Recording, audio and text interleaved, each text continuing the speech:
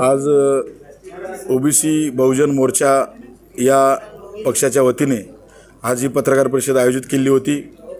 नुकतंच महाराष्ट्रामध्ये ओबीसी नेते माननीय श्री प्रकाश अण्णा शेंडगे साहेब यांच्या नेतृत्वाखाली राज्यातील सर्व ओबीसी नेत्यांनी एकत्र येऊन मुंबई येथे ओबीसी बहुजन मोर्चा या नवीन पक्षाची घोषणा त्या ठिकाणी केलेली आहे आणि या घोषणेसोबतच महाराष्ट्रातल्या सर्व लोकसभा व विधानसभा निवडणुका ओबीसी बहुजन मोर्चा ताकदीने लढणार असं आदरणीय शेंडगे साहेबांनी त्या ठिकाणी जाहीर केलेला आहे।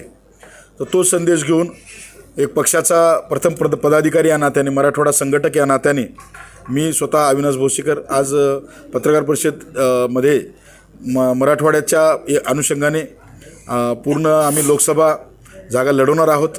त्याचबरोबर ओबीसीच्या सर्व तळागाळातील घटकांना सोबत घेऊन हा ओबीसी बहुजन मोर्चा हे पक्ष त्याची पूर्ण ताकदीनं बांधणी करणार आहोत। यासाठी ही आम्ही पत्रकार परिषद आयोजित केली होती। बरं, नांदेडची लोकसभा उमेदवार कोण आहे? नांदेड लोकसभेसाठी मी स्वतः अविनाश भोसीकर मी इच्छुक आहे। पक्षाला तशी मी मागणी केलेली आहे आणि मी स्वतः त्या ठिकाणी ताकदीनं पक्षाचा आदेश आल्यानंतर लढणार आहे।